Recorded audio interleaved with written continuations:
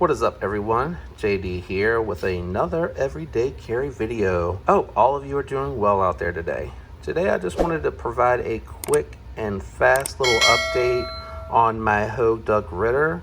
I did send this off to Hogue to actually get a warranty replacement on the Omega springs that failed on this particular pocket knife. They have since sent it back, and I have put this back in my rotation to try to use as a kind of benchmark or baseline comparison against these two knives here, where I didn't send off for the warranty claim, but I did instead decide to pick up some aftermarket Omega springs for these two.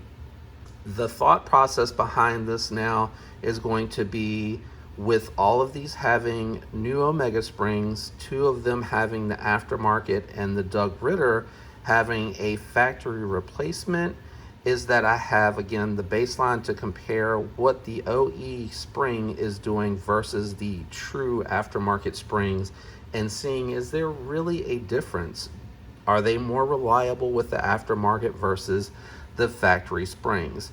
My hope and thought is that whatever they were using at the time that they manufactured this knife, that they have since maybe updated or upgraded this particular knife so that the spring does last longer. The other thing that I wanted to mention as well is that it did come back just a little bit tighter than what it left with. As you can see, I am struggling just a bit with the bigger knife and getting it to deploy and to put it back in the holster position. I don't know if that's right, but anyway, you know what I'm saying.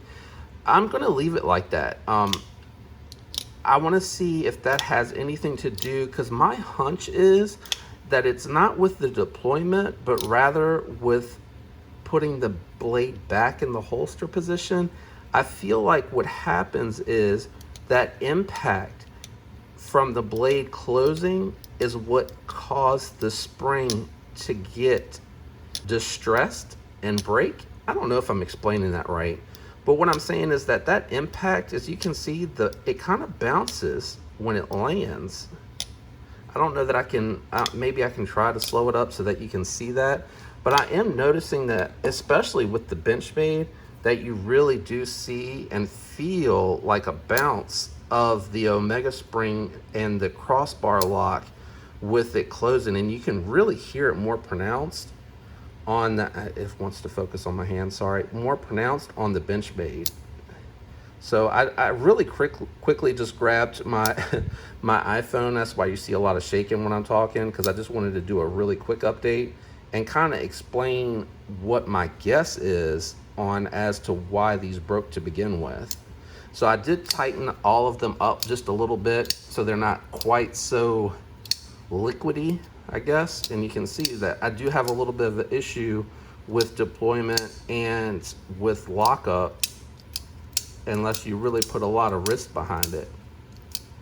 So we'll see how these hold up long term. I plan to give a long-term review for those of you that might be interested in aftermarket Omega springs. I bought the same Omega springs for the Hogue as I did for the Benchmade.